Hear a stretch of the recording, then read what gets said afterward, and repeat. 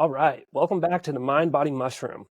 Today's guest is Devon Colbert, a Navy veteran, former firefighter, and spinal cord injury advocate whose story is one of resilience, purpose, and deep curiosity. Back in 2012, Devon was in a motor vehicle accident that left him with a spinal cord injury at the C4, C5 level. Since then, he's regained movement in his arms and hands, but still lives with limited use of his fingers and a relentless drive to push the boundaries of what recovery and adaptation can look like. Devon and his wife founded the Colbert Project. Am I saying that right? Stephen Yes. Colbert kind of broke that word for me, so I'm making sure it wasn't. Okay, cool. So the Colbert Project, a nonprofit that raised over $250,000 to support injured firefighters and their families. But what's really fascinating about Devon's journey is the direction his advocacy has taken since, into the world of neurotrauma research and psychedelic medicine. He's been part of published research at UCSD, consulted with institutions like Texas A&M and the VA Medical Center, and worked alongside researchers studying how psilocybin, in combination with an enzyme that breaks down scar tissue in the spinal cord, could help manage neuropathic pain and promote recovery. Devon's story sits at the intersection of science, service, and personal transformation. His work is quietly influencing how researchers think about spinal cord injury, chronic pain, and the potential role of psychedelics in healing the nervous system. But first, I want to give a quick shout out to our sponsor, Wind and Sea Coffee, which makes conversations like this possible. Wind and Sea Coffee is mushroom coffee for coffee lovers, infused with functional mushrooms and adaptogens like CBD that support focus, calm, and energy without the crash. It's veteran owned by yours truly, sourced from organic US farms, and designed for people who actually care about what goes into their cup and inside their bodies. We believe good habits don't have to suck. So if you'd like to support independent media like Mind Body Mushroom and keep this show ad-free, head over to windandseacoffee.com and grab a bag. So let's hop into it. Devon, thank you so much for coming on the show. Thanks for sharing your story. And tell me a little bit about yourself. Well, thank you for inviting me on today, Jordan. I greatly appreciate it. Your intro, covered a lot of the bases. I was paralyzed back in 2012. Well, I guess married, 2 kids. I got 2 sons. They're teenagers. I was with the fire department, Garland Fire Department. I volunteered for Rockwell and Heath, their fire departments. I was in the Navy a long time ago. I've been retired. I left the department back in 2020. Finally went on long-term disability after serving in the office for about 6 more years after my accident. Wow. And then that's where I kind of started learning about mushrooms and started researching them, and kind of been down this path now for the past 5 years. Good for you, man. So yeah, that's, similar to kind of my background too. I'm a Navy vet. I got injured while I was in, and kind of, went down the more traditional recovery road. And then when it dawned on me at some point that like, this may not get like 100% better, and now we're just managing this condition. My focus really kind of turned to like, how do I manage this sustainably and holistically so that I don't just become another statistic in the VAs, And you said Garland, where is that? It's right outside of Dallas. It's in the Dallas Metroplex. You're in Texas. Nice. So I was there with them for 9 years. Nice. Wonderful group of guys. After my accident, they took care of everything. They worked for me for 2 years. They covered all my shifts, either in the station or by donating vacation or sick time. There was a lot of stuff that was enacted because of it. Our association really went to bat, got a lot of new policies enacted, they said at the time it really kind of brought the whole department together. So it was kind of a win-win. They took care of me, and then it also helped them grow together, a lot more. So right. Those guys, I owe them so much, and they're still there for me today, and we're still very involved with them. And yeah, I can't say enough about That's them. great. But yeah, so it was actually when I was in the office, that's where I actually started kind of learning about mushrooms, just because I was sitting there behind the computer. There's only so much paperwork you can do during the day, so I started watching, Paul Stamets and everything. He started Right. talking about the neuroplasticity effects and everything else like that, but then also dealing with um, so many other mental things that I've dealt with throughout my entire life that I thought that once I retired I would kind of look into it and see um, what they were all about. Yeah, absolutely. Yeah, Paul Stamets is a legend and has done so much just to kind of raise the mass consciousness about mushrooms and their role in total body health, as well as kind of that mind body spirit connection, when we start getting into the psychedelic conversation. So that's pretty interesting, diving into this in Texas.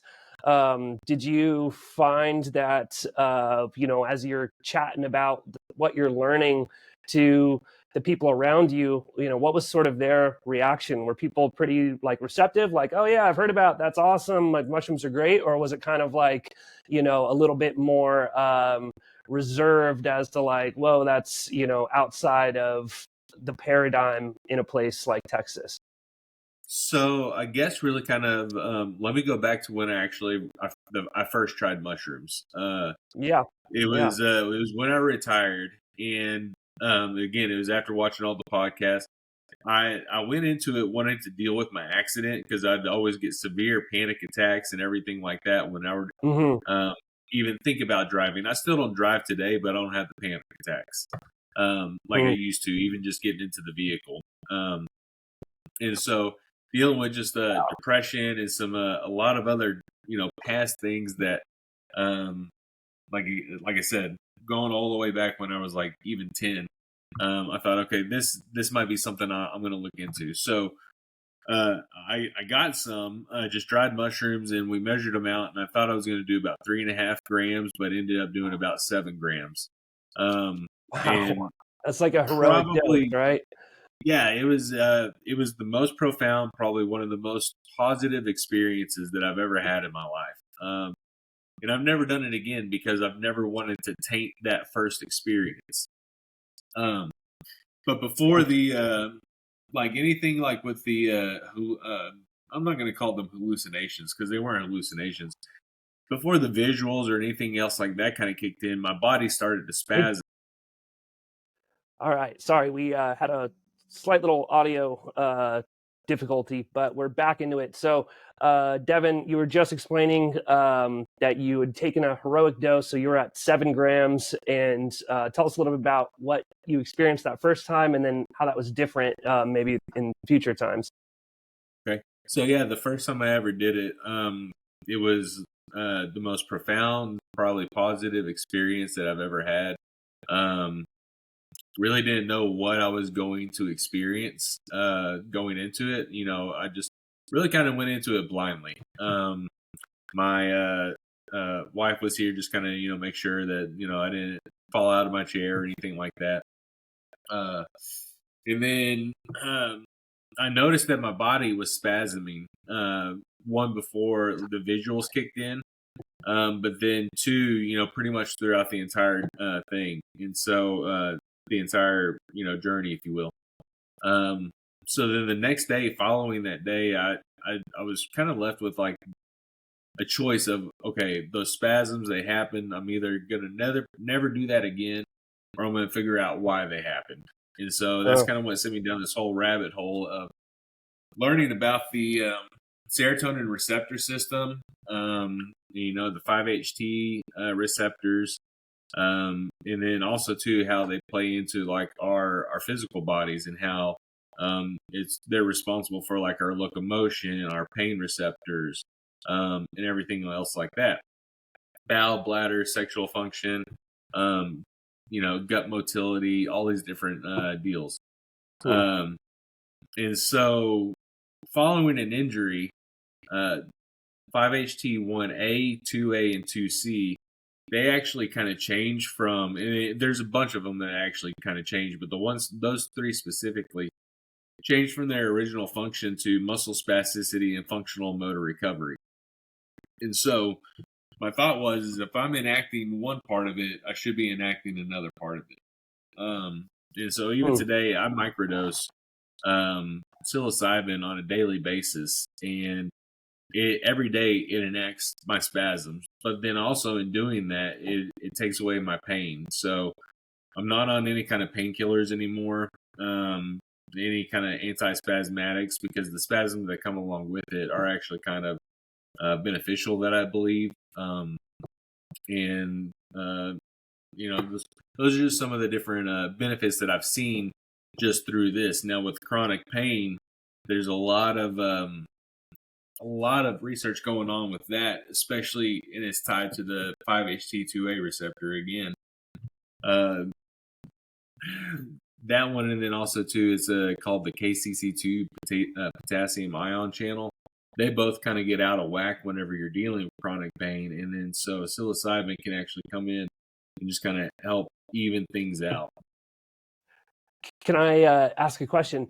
When you were saying that those receptors, that they kind of have a dual function and they get out of whack, I think is what you were saying. Is that after like a spinal cord injury, or is this the dual function is how they respond to psilocybin?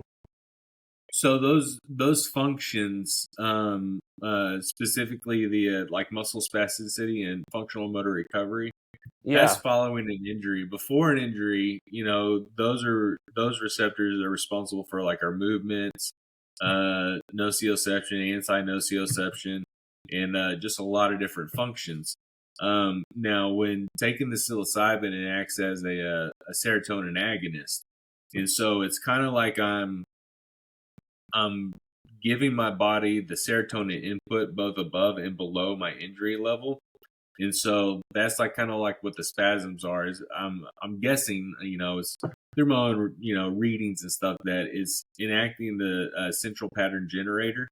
So that's what's causing some of those spasms. But then also too, it's helping with like gut motility and blood pressure regulation, and then also too gut brain axis. Talking through the vagus nerve and everything else like that. Interesting. So I also deal with a lot of like chronic pain stuff. I feel like it's kind of specifically within my spine. It's not necessarily my spinal cord, but it's related to like spinal mobility and just kind of like arthritis, sclerosis, degenerative disc, various kind of like disc injury things. And dude, it sucks. I mean, I'm 35 and I'm super active. I'm very healthy. I'm always, working out, doing stuff. And then when I go to the doctor, like all my like labs are good. Like it doesn't seem like I'm having issues. But I'm like, dude, I don't know how I'm going to make it another fucking 30, 40 years, on the same spine, dealing with this. And I've, so that's, somewhat selfishly, what I would want to get out of this conversation is, if you're dealing with chronic pain, that's musculoskeletal. So not necessarily, neuropathic or spinal cord. But I mean, nerves are being involved. That's where the pain is coming. That's why it feels like pain, right? Is what you've sort of uncovered applicable to other forms of chronic pain? I definitely believe so, especially like when it comes to lower back pain and everything else like that. But then when you're talking about like fibromyalgia, just chronic neuropathic pain, arthritis. A lot of these things I think can be addressed, especially what is it, like psoriatic arthritis. I think that one might be, a good candidate. Um, psilocybin, a lot of the focus is on the brain right now, Uh-huh. but the benefits to the gut is what I think is really being kind of overlooked in the physical benefits of it right now. Um, there's so many different serotonin receptors throughout our entire gut lining, and I mean that's where 90 to 95% of our serotonin is made is Mm. through the enterochromaffin cells. And so your your that production is kind of based on how well you're eating, how much sunlight you're getting, how much exercise you're getting. All these kind of play into um, that process. Uh, Now, psilocybin, I think, when used as a supplement, is going to be, probably shown as one of the best supplements out there, as a serotonin supplement, if you will. Um, Oh, really? Let me reiterate what you said because it's just making sure I heard you. You were saying that psilocybin is one of the best supplements for serotonin. Did I get that right? that yeah, I mean that's my belief. Especially when you're talking about these lower doses. Um, 50 to 100 milligrams. Even sub microdose level. I think that this is something that can be taken on a daily basis, kind of like if you taking a vitamin C, if you will. Um, Again, because our foods are ultra processed, we sit behind computer screens, blue lights all day underneath fluorescent lighting and LED lights. So we're not getting those UV rays that react with our body, create the vitamin D and everything else like that. And then sedentary lifestyles. Most people are sitting Mm-hmm. behind computer for 10 hours a day. They're not really getting that exercise that our bodies need and crave. Um, so that's where I think that this can actually play into just kind of helping those those levels, the serotonin levels. I think most people are operating on a decreased or low Mm, level as it is right now. So when you're just right. using this as just kind of a supplementation, it has a binding affinity for most of, if not all, of the 7 families and I think it's 14 or 15 subfamilies of the 5-HT receptors. And again, those play into our sympathetic and parasympathetic systems, and it's just a range of a myriad of different functions that come along with it. Even people with like IBS with constipation, taking this can help enact the smooth muscle lining and help gut motility. And again, I mean, if you're constipated, you're going to feel in a bad mood as it is, right? For So it's almost totally. like Yeah, the and that was kind of sorry, keep going. I was just gonna, if you want to add, finish what you're saying and then add on to this, can you talk a little bit more about the role of serotonin in chronic pain? um, so, and this is something I've just been kind of reading up on. Yeah. Uh, and again, it's there's a lot to kind of read up on, and there's not a lot of publications in terms of using psilocybin for these things. So it's a lot of just trying to put pieces together. So like I was talking about those enterochromaffin cells. Those enterochromaffin cells are throughout our entire gut lining, and then those secrete um, serotonin to the afferent 5-HT receptors, and that's what actually kind of tells our body about pain and going back up through the spinal cord and vagus nerve to kind of tell our brain and everything. And Hmm. so with chronic pain, you know, and especially if you're looking at people who are going to be looking at psilocybin or these therapies to begin with, might be looking at anxiety, depression, things like that. I guarantee that there's an underlying some form of pain that they're dealing with, physical. Hmm. Right. And so this is my take on it is you heal the body, you're going to heal the mind. Hmm. And a lot of that's going to be coming through regulating the vagus nerve, Hmm. just helping regulating, just kind of bringing the body back to a homeostasis. There's like I was talking about the KCC2 is called the potassium ion channel. That gets Yeah. down regulated whenever there's chronic pain involved, and there's an upregulation of the 5-HT2 receptor. And so when you're using that agonist, it's just kind of helping bring everything kind of back level again. And I guess that's kind of where I'm thinking, when they talk about upregulation of cells, and I have zero like formal training in any of this. This is just everything that I've been reading for over the past 5 years. I have a high school diploma and 1 semester at community college. So, Right. but there's a lot of these pieces that just kind of really make sense. So like in terms when I talk about chronic pain, they're looking at how the 5-HT2A receptor is associated with chronic pain. Well, I know that when I can take my, I take 100 milligrams a day. My pain goes away 30 minutes after I take it. Really? Pain relief lasts all day long. And I mean, it's incredible. It's the best pain reliever I've had for my neuropathic pain that I've ever, found. But the way that I could tell, researchers and everybody else that I know that it's working is that, again, every day that I take it, it kicks my spasms on. So I can, Wow. physically show you the binding of those certain receptors because it's kicking on those spasms. And again, you should be able to take that and apply it to, okay, well, chronic pain. If chronic pain is associated with these certain receptors and there's an upregulation, then, this could be used to kind of help facilitate that. Yeah, and for when you were saying that you take the psilocybin, for pain, are you taking it with this other enzyme as well, or is this specifically just kind of using the psilocybin at that dose for you that helps manage it in your case? So when it comes to that and the neural repair of like the spinal cord, like my spinal cord injury, when you're talking about that enzyme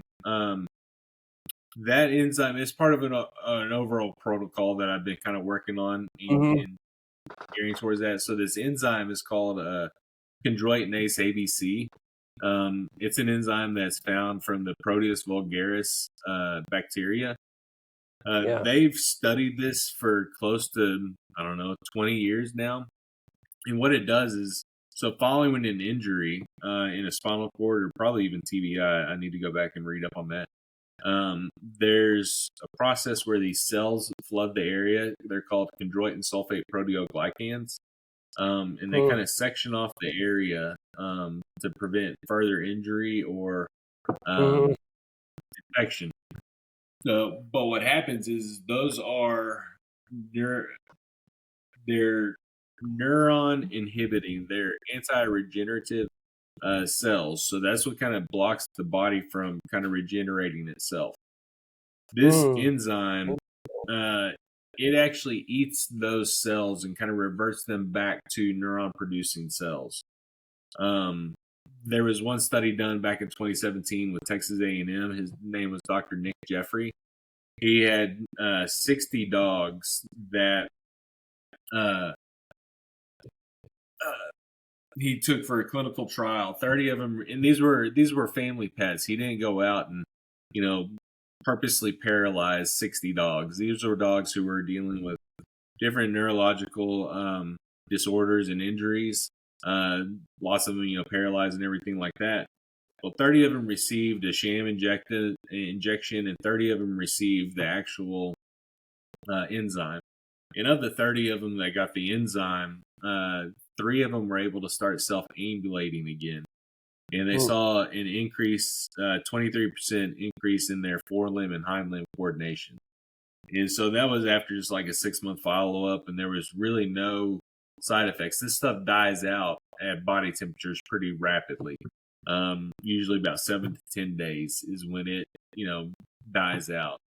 And they've worked on, the side chains of it and everything like that, trying to find a peptide that'll act on it.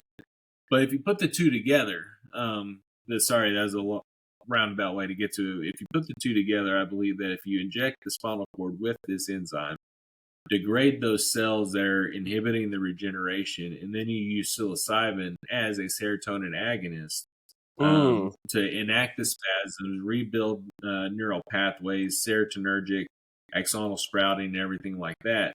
And then you couple that with physical therapy and everything else, that you can remake those meaningful connections that were once, injured. And then, just go from there. Now, I think, it could work and it might not, but I know that, at least the mushroom part of it's working. Now it's just, trying to use this enzyme to degrade that scar tissue. Now, the other thing about that too is there's a Japanese company called the Seikageiku Corporation. Back in 2018, they're actually using this. It's called they call it condyliase ABC, but they're using it for low herniated discs. They inject the disc with this stuff. It's the enzyme again. They inject a herniated disc, and then it, reduces that bulge. And they've seen, it's about a 60 to 70% wow. effective just after one treatment. And that's, saving, it's a first line kind of, before going on to a full, back surgery. Right. For sure. I would absolutely, it's worth a shot, because back surgery is Yeah. such a bitch, dude. Like it's not a sure thing. I mean, people kind of, especially when people view it as like a first resort, like, oh, I'm just going to go get surgery. I'm like, I wouldn't start there. But, I understand it as a last resort. But even then, it's like, there's no guarantee that you're going to be better from this surgery. So finding No, a friend other of mine minimally actually, invasive is great. yeah, a friend of mine actually just went in for back surgery and he came out paralyzed from the waist down. And so it's yeah. And so Wow. he's been having to, yeah, and he's in his he's like 67. And so it's been a huge, yeah, and this happened just a couple of months ago. And so um Wow. yeah, I keep telling him, man, I'm working on it. Just give me some time. So Yeah. Yeah. Wow, that's crazy. And do you so let's talk about my favorite subject, me. Um, when I'm dealing with these kind of a lot of the things that you're saying, even though it's like I don't have a spinal cord injury, like I'm like, it's like you're talking about my case. This sort of feeling like inflammation and the inability of your body is like it keeps protecting itself, but it's not letting itself fully heal. You're kind of in this chronic state of inflammation, and that is what the analogy I've used is like you're like a guitar string that is just cranked all the way up, and then the smallest little strum now might cause a sprain or a bad spasm or something like that. What is the role that neuropathy plays in the solution that you've kind of are talking about versus it could be other mechanisms like the disc that you mentioned? Sounds like using this protocol actually is going to reduce the disc itself, not just the nerve that's affected by what the disc is hitting. Or is the nerve pathways and that like brain spine connection really the crux of the mechanism? well, now that when you were just talking, it just kind of made me think about it. Um, you have back injury, right? You have a back injury. I just have the most severe type of back injury. So it's still all back injury, and it's still dealing with, Right. the spinal cord Right. and the peripheral nervous system kind of telling, talking back and forth and Right. everything. So I think anybody who's dealing with any kind of chronic pain, is going to be, see some relief from this, just because, again, it's those nerve pathways that are still talking about the pain. Um, I don't think the body Right. can really differentiate between, you know, good pain or bad pain. It's just all Right. pain to it. Um, and Right. so, yeah, I think anybody, like even with you, like I said, just taking it on a small daily basis, there might be a loading period. Because it was like my wife, she asked me, when I first started kind of, trying to learn about how psilocybin interacted with my body. I was like, okay, after the first time, I was like, all right, I'm going to take these smaller doses and see, what happens. And so there was a few months where I was, taking 500 milligrams once a day, or 500 milligrams twice a day, and then, tapering it down and kind of seeing like where I could still see the Mm. same benefits just with a much smaller dose. And so finally, Wow. I found this Yeah. 100 milligram, but then about, I would say about a month into when I was really kind of, researching everything, my wife, she goes, well, how's your pain been feeling? I was like, well, actually, now that you Mm. mentioned about it, I haven't really noticed my pain. I haven't noticed That's so interesting. um, Yeah. anything like that. And so, Wow. yeah, that was a huge kind of like, oh, aha moment. This is something that I can take on a daily basis for my pain and not have to worry about, my Right. other, medications. And so, yeah, basically right now I just take that with some vitamin D, a great probiotic, um, and yeah, just some other vitamins, and that's about it. Is the B vitamin you're taking like a niacin, like you're trying to get that flush to kind of get it out to Oh distal parts of your body, or it's just a no, different B complex? sorry, no, vitamin D, Delta. Oh, D. Yeah, yeah, gotcha, Yeah, gotcha. Right, and right. so, and that kind of plays into it too, because you know psilocybin, gets metabolized by the liver and everything. And our liver helps produce our vitamin D, through our cholesterol. And so I think that when you take the vitamin D along with the mushroom, it just gives it a synergistic effect, and it actually kind of helps enhance it. Because I've Interesting. noticed that Yeah. even whenever I don't take vitamin D, but if I do take my mushroom and I go sit outside in the sunlight, that interaction with the body and converting over into vitamin D, um, Right.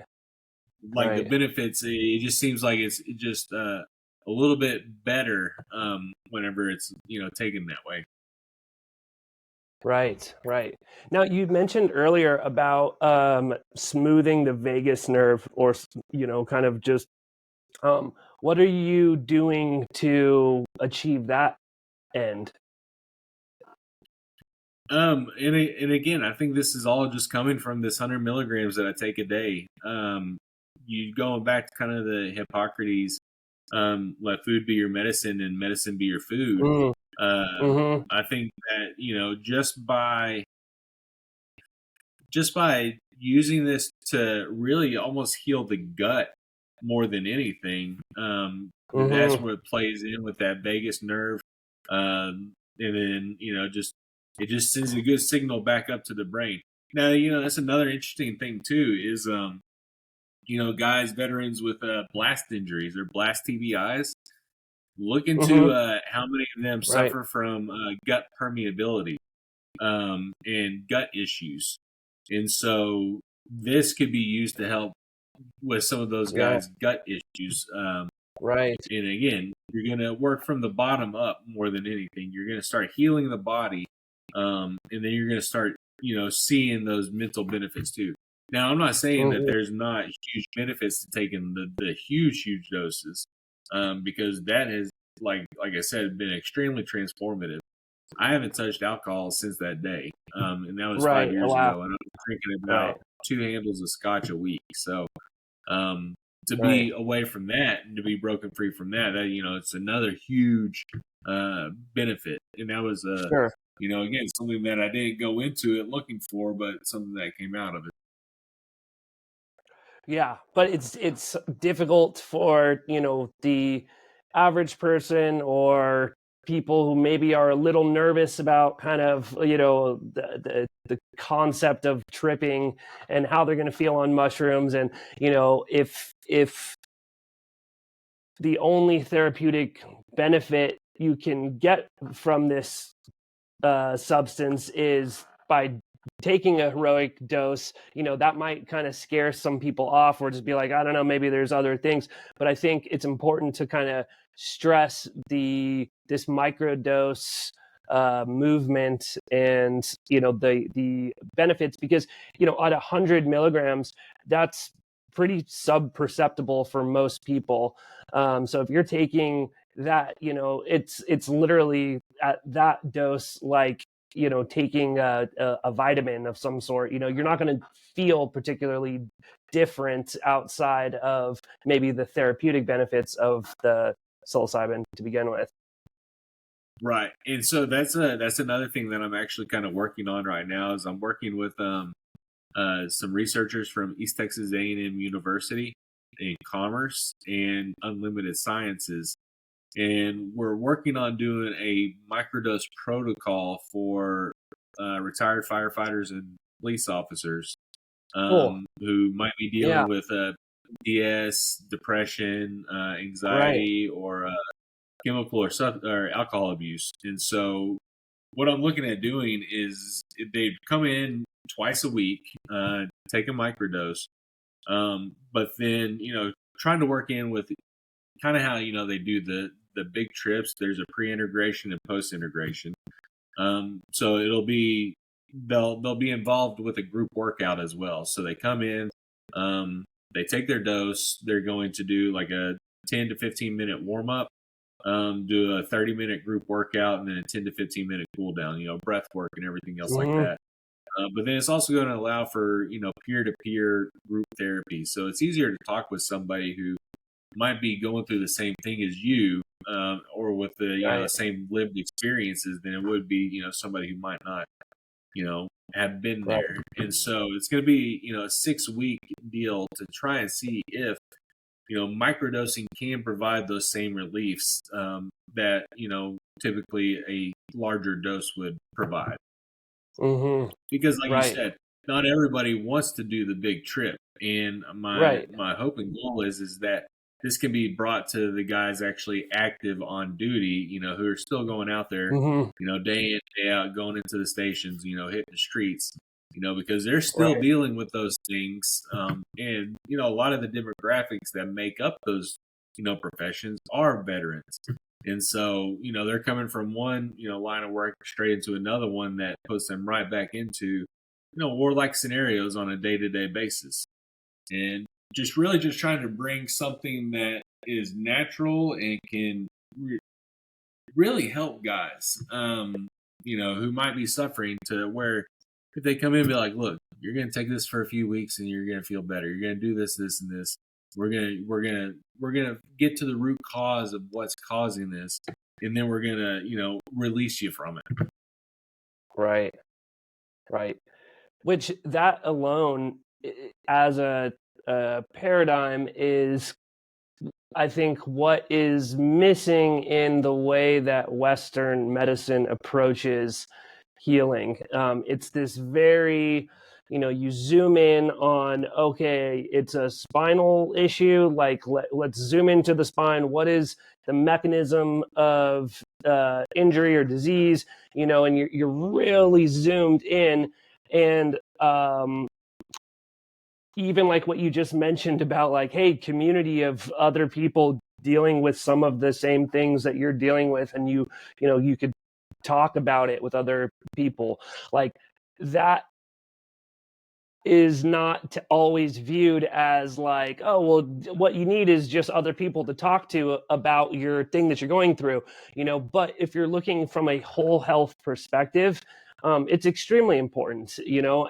What you're eating is important, how you're feeling, the relationships you have with your family, and your work, as well as the supplements or medications that you're taking for the specific symptoms that you're trying to deal with. Like, all of those things together are going to contribute to the degree at which you get better. So it's important to kind of have all of those variables, moving in the same direction. Oh yeah, yeah. It's it's like the person who's trying to lose weight by working out all the time, but then they're just still eating like shit. It's not gonna work unless you tie everything in together. Right. And a lot of it goes to psilocybin's only a tool.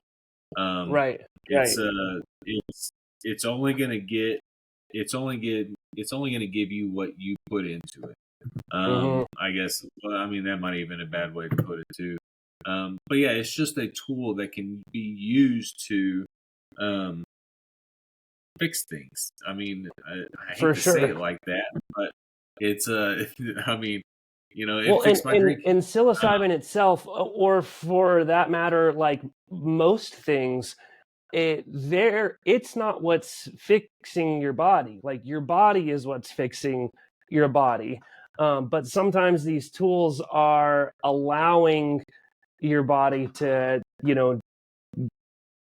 receive that healing. But Exactly. that's sort of it's not that the mushrooms are fixing you, it's that you're fixing you, but the mushrooms are letting you get out of the way, or letting the certain receptors in your body stop firing, so that you can, what I mean. So, and I think that is because, especially with like ayahuasca and a lot of this stuff, is people put a lot of stake into like, this thing is doing the lifting, and without this thing, I am not able to heal. Or then you always hear about people coming back from the ayahuasca ceremony having this super transformative next few months, and then their depression starts creeping back in. The depression, their symptoms, and they're like, well, man, I need to get back into another ceremony. And now you're kind of in the same deal where you're not really fixed, you're just kind of like chasing one treatment to the next. So important paradigm shift is like, hey, it's not you are doing the healing. It's just a tool that's helping you get there. Exactly, because not everybody's going to want to be taking a pill for the rest of their life, and so Right. when Right. you use it as a tool, I think this is what medicine was originally supposed to be like. But like, okay, you're going to take this for 4 weeks, 6 weeks. You're going to change your diet. Get outside more, take your shoes off, stand in the grass. Right. Um, Right. go to bed earlier. Change the Right. habits that got you here in the first place. This is only going to allow your body. And again, it's like whenever you see that Beckley research, when it's opening up all the new neural pathways and everything else like that. It's like a little circle. It's a visual, and it says your brain without psilocybin, and then your brain with psilocybin. And it just shows all the different new Right. pathways and everything. Well, that's what it's still doing in your body as well. So it's giving your body those traumas that we store in our body. Because I almost feel like the brain's kind of like a projector. You get to see all your memories and everything, but your body feels all your memories. And Right. so it's that storehouse that you're resetting some of those pathways too. So in that way, you can still kind of see it, but it's from a different way around. Right. Right.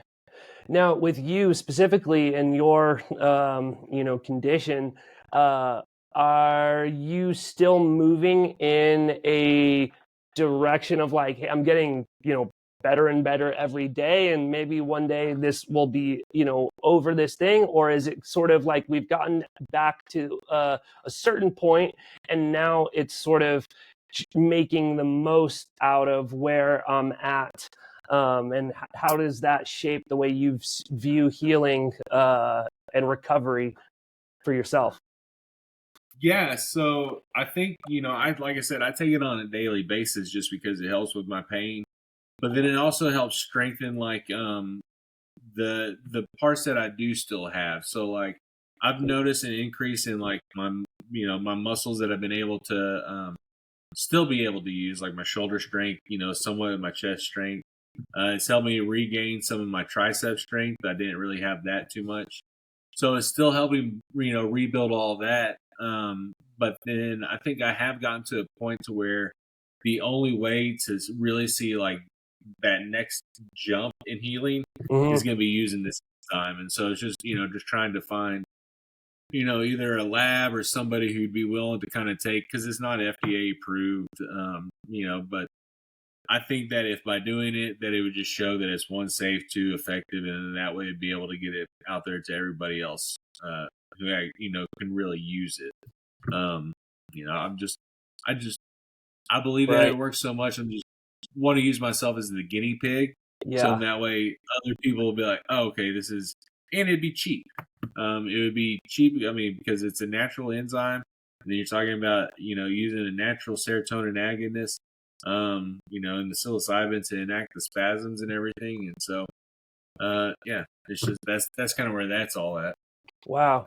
But learning about mushrooms and everything, and TBIs, and just trying to really figure out ways to keep helping people, because that was my favorite thing about being a fireman, was one, running into fires, but then two, being able to help people, the actual Right. medical side of it, the paramedic side. That's where I saw a lot of the joy of of the job. But then two, knowing the stuff that I wasn't in there too terribly long, but just knowing some of the stuff that I saw. But then the guys who've been on there for 30, 40, 50 years, they're carrying around a lot of stuff with them. And so Right. Right. um if I can be able to help give back to them in a positive way, then that's my goal, and I feel like Yeah. part of my duty. Yeah, absolutely. And have you seen the, researchers and clinicians and just the medical field that you have been working with, have you found that, like, hey, we're making real progress and this is something that, in my lifetime, you're going to start seeing more widespread, to where you're not just like the only guinea pig kind of going through it? Does that give you hope? Do you see that that's moving in that way, or is it slower than maybe you would want it to be? For the enzyme and like spinal cord injury, or the Yeah, mushrooms and stuff. I mean, I guess in your bio, I read that you have worked with like neurotrauma specialists, and so I'm not sure specifically if that is more in the context of the enzyme or if it's in the context of psilocybin. But it sounds like, I mean, on in both, it is sort of approaching it from this more holistic, naturopathic way of getting benefit, but also it being borne out by the data and the science.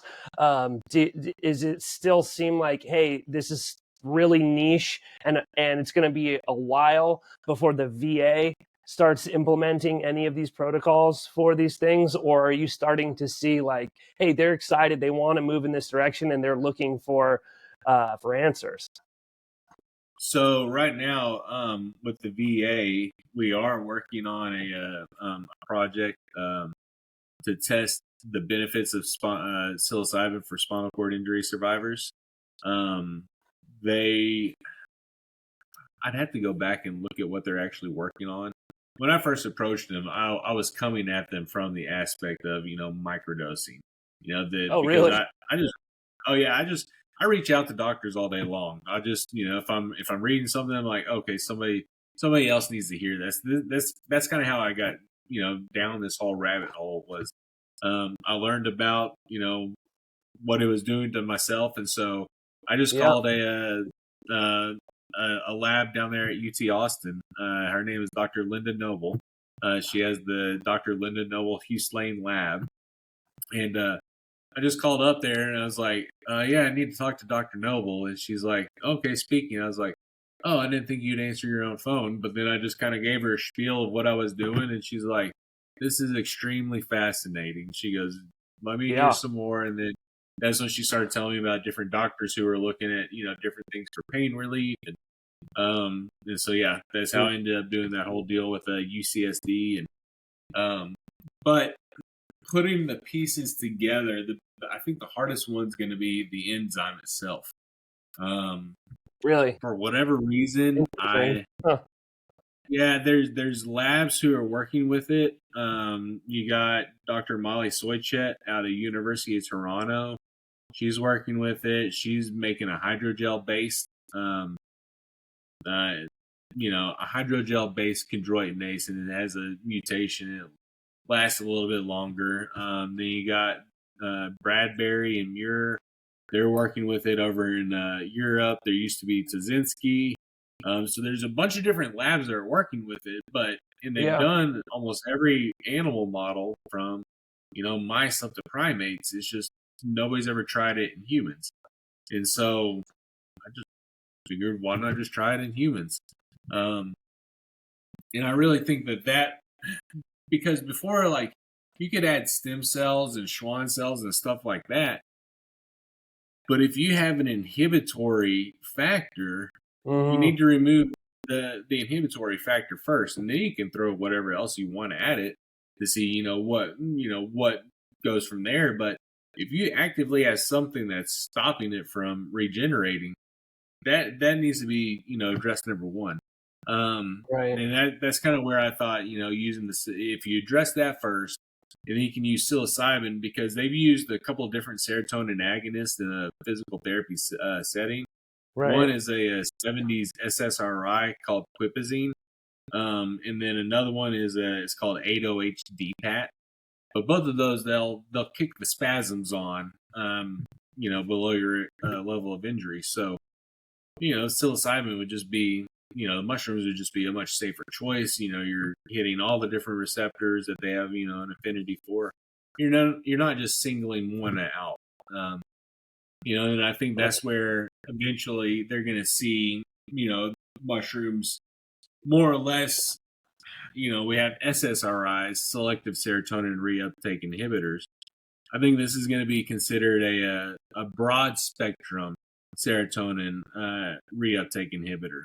And so just because, you're not singling one out, because if you single one out, it's going to throw another one out of whack. And especially if you're just looking at like what that does in the brain, you really need to be considering of like what that does in the body. That's why, like, when you're taking the SSRIs, you see weight gain, you see sexual dysfunctions, you see all these other myriad of side effects, because you're turning it off downstream of what the body is actually doing. Right. Absolutely. And what role does advocacy and, talking to your congressman type deal, does that play in the advancement of this type of treatment?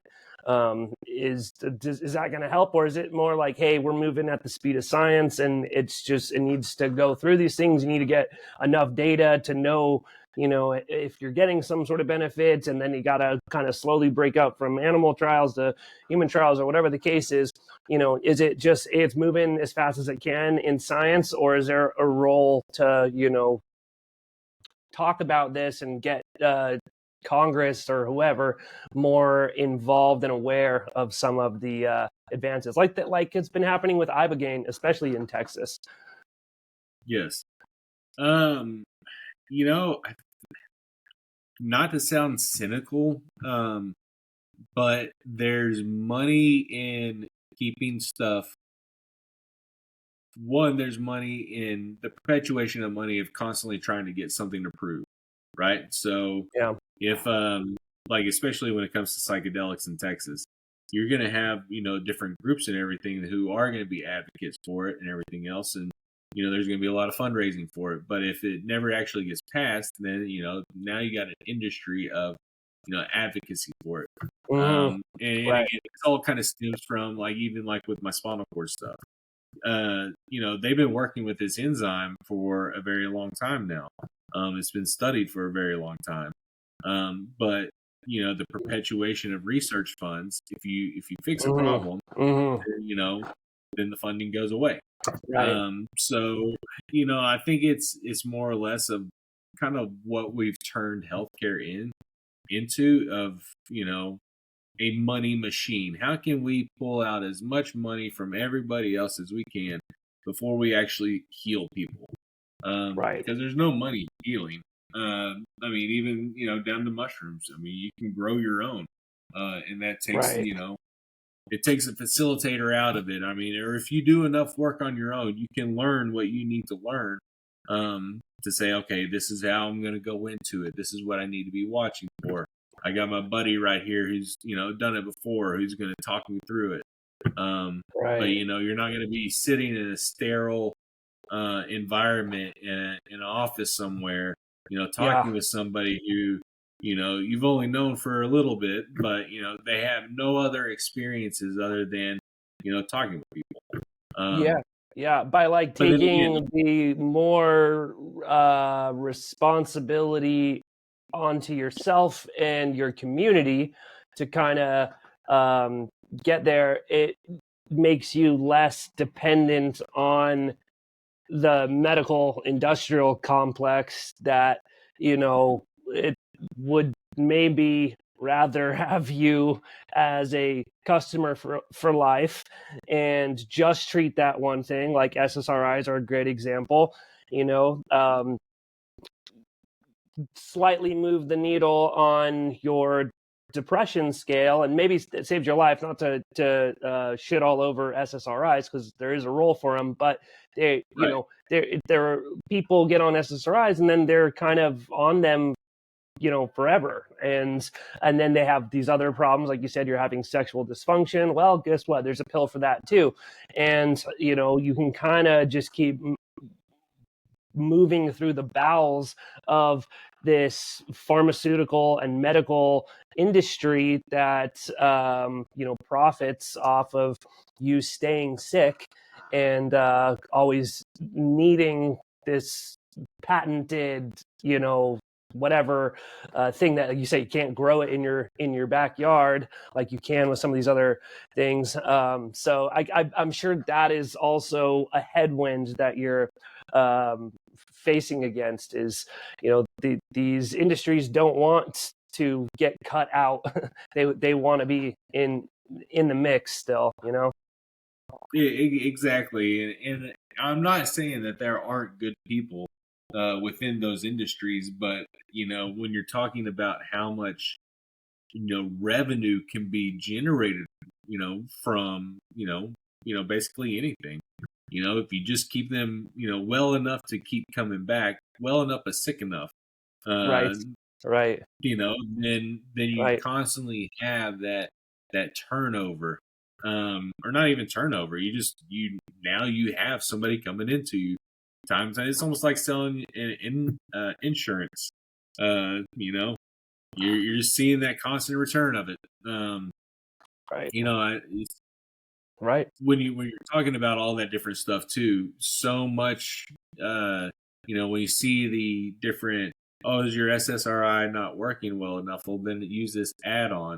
Well, then you're starting to see all those different side effects. Where if you're having all those side effects, it's probably going to make you more depressed. Yeah. Because if you're starting to deal with gut issues and everything else, so it's really just trying to, and again, use these things as a tool to find out what the root cause of Right. why you're there in the first place. Not just numb it, but open yourself up to it. See what makes you uncomfortable. Realize that, because it will allow you, especially with these microdoses, it will allow you to kind of see, why am I starting to feel sad a little bit, and then really kind of recognize what those patterns are Mm. Mm-hmm. on a day-to-day basis, kind of, it'll allow you to kind of navigate your day a little bit better. And like I said, recognize those patterns of, okay, why did I start feeling anxious this way? Why am I starting to feel Right. sad? why is this doing this? And it allows you to kind of look in introspectively without having to do the big trip, just on a much smaller level. Now I know a lot of people aren't going to agree with me on that, but personally, just like I said, from 5 years of almost daily doses of this is what I can say has helped me out, tremendously. Right. Right. Yeah.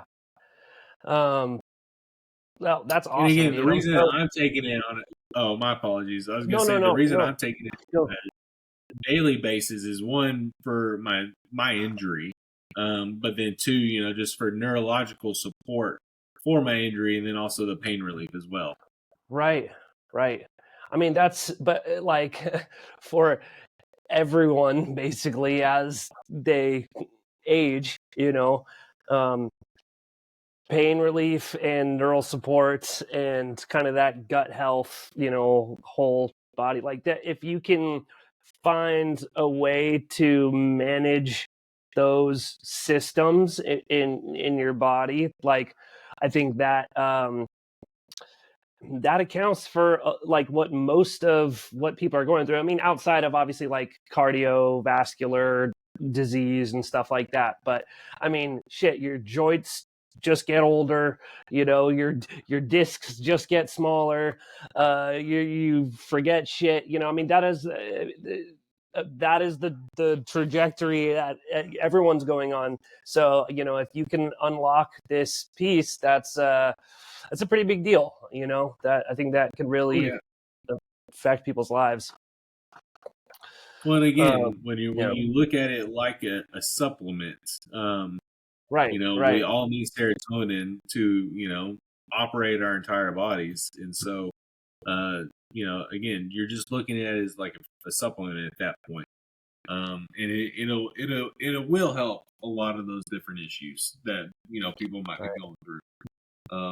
Like I right, said, you start healing the body, you'll start healing the mind. right, right. Absolutely. So what's next for you? What's kind of the next phase of your mission, and then let people know kind of how they can find you, stay in touch if they have questions. Um, yeah, Right now, I'm just working on trying to find funding for this project I got going out here at the college. Just sweet. looking at different avenues for that. Um, and then really just gonna keep making cold calls, just trying to talk to as many researchers and whoever else is out there working with this, advocacy groups. Um, I'm just gonna just try and keep pushing it forward to where more people can have access to it. Just because I feel it's a grave injustice to keep this from people, and really to try and see like no, it's just get it out there to people. Let them experience it. Let them try it. Let them see how it's actually going to help them, because I think that more people are going to find benefit from it than not. Yeah, absolutely. Have you reached out? I'm trying to think of a couple of organizations maybe that I am familiar with, like Vets, Marcus Capone's nonprofit. It's like I've reached out to them. veterans, something about psychedelic stuff. It's more focused on like the PTSD kind of psychological, but I think like roles like or organizations like that, um,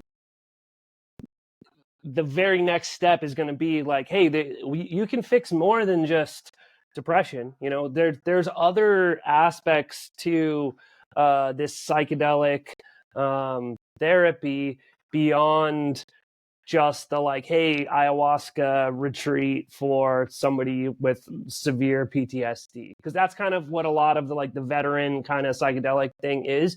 But what you're doing, and what there absolutely are these other applications, and I'm trying to think other, maybe Heroic Hearts is another one. I'm just not sure if Right. you've reached out to anyone over there.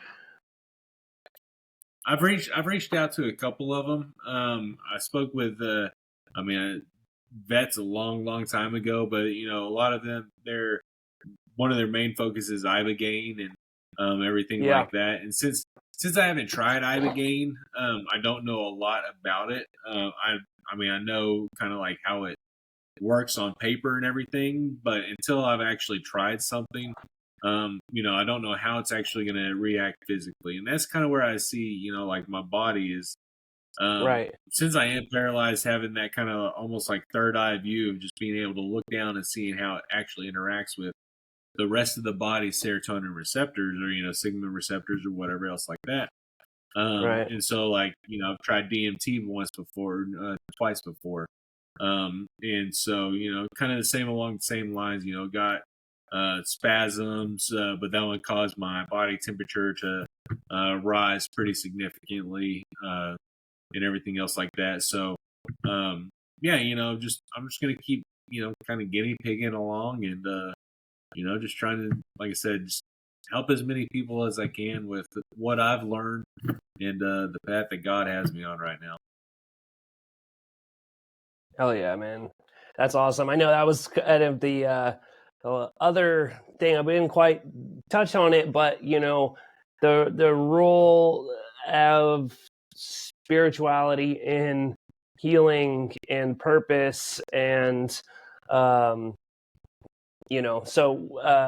maybe if you want to briefly touch on that, how from my perspective, total health extends beyond just the physical body and your psychological state, and you kind of need all these things moving in unison to achieve any progress in that realm.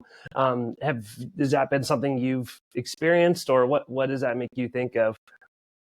Oh yeah. So, uh, I grew up Catholic, and so I heard a friend of mine say it too. He said, "I grew up Catholic, so I knew every story in the Bible, but had never actually read it." And so, I've always been a believer, in Jesus and everything else like that, but I never really was I guess you could say, a true follower. And so I found that, like even from that first experience that I had with the 7 grams, um, I've learned how to walk with Jesus now. I guess I can say, even though I'm in the chair, I'm fully letting him lead my path. And that's the only way that I could, ever say that, I'm even sitting here talking with you today. I mean, the fact that these researchers listen to me, when I call or send out an email, they're actually responding, they're asking me all these different questions. Um, I definitely don't believe that I could have learned all this stuff on my own, or even like known, like where to even begin with all this. Right. And Right. so I just truly feel that, like, even looking back on it now, like even throughout my entire life, just how God has placed me in different places, Mm. because I was in the military. I have my injury is not service related, but they consider it a catastrophic injury. So all my medical care is taken care of through the VA. So like all my medical Right. supplies, my chair, everything else like that. If I didn't have that, I wouldn't have what I'm sitting in today. The fact Right. that I got hired on with Garland, just a couple weeks before I got hired on with Garland, I was disqualified from another department because I didn't put the Navy down as a previous employer.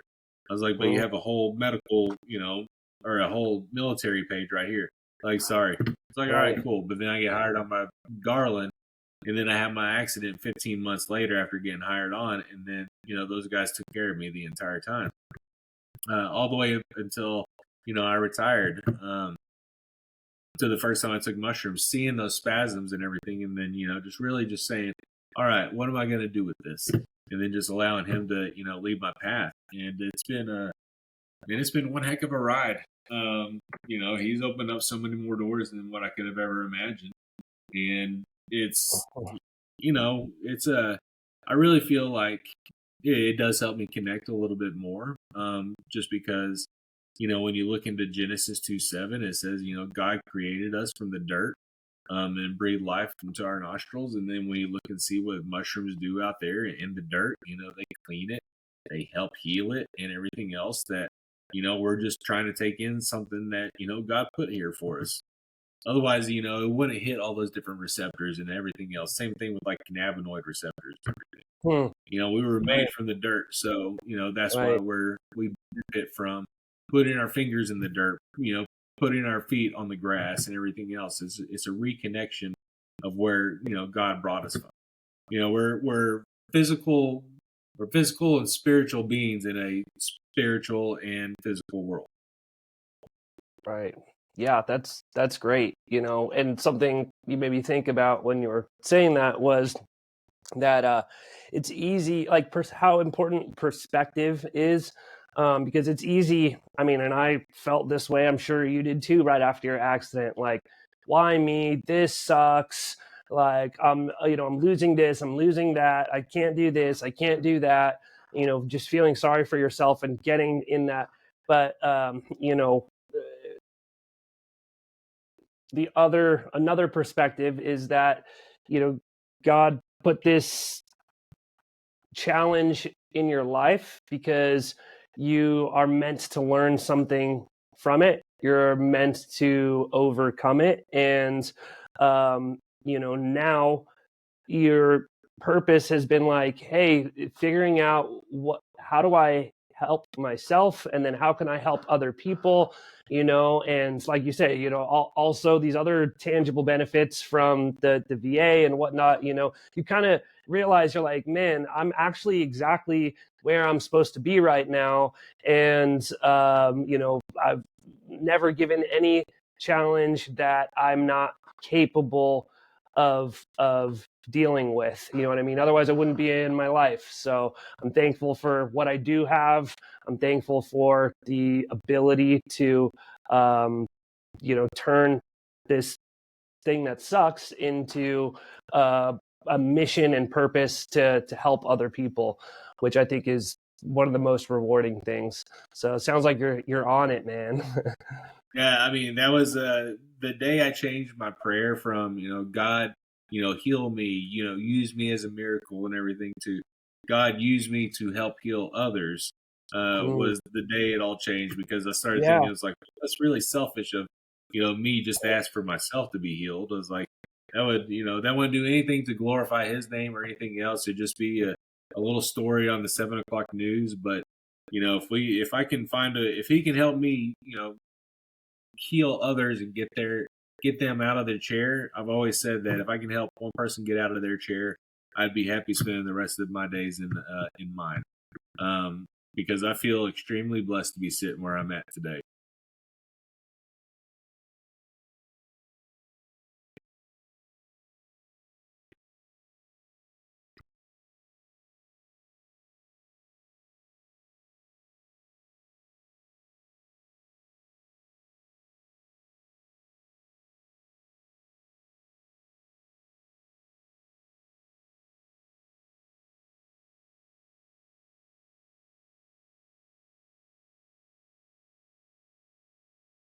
I can't hear you. Can you hear me?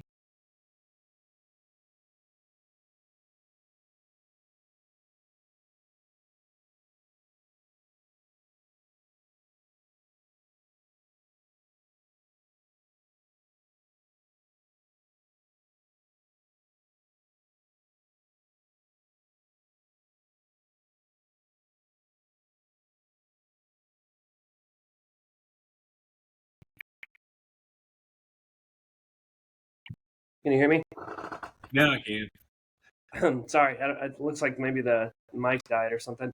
But Hmm. anyway, I was just saying thank you. And do you want to let everyone know where they can get a hold of you if they have questions, social media, website, anything like that? Just if they want to reach out and connect with you, how to. Uh, at Colbert76 on Instagram. That's really the only thing I'm on is Instagram. That's usually who I'll just send random messages out to people who I think just need to hear my story sometimes. And then email, I guess, if you want to email me, you can email me at colbert76@gmail.com. I don't know how wise that is to give out email addresses, but these days, but yeah, those are the two ways people can kind of follow me, and everything else. I'm really not that exciting. I like to post daily Bible verses in my sunsets, and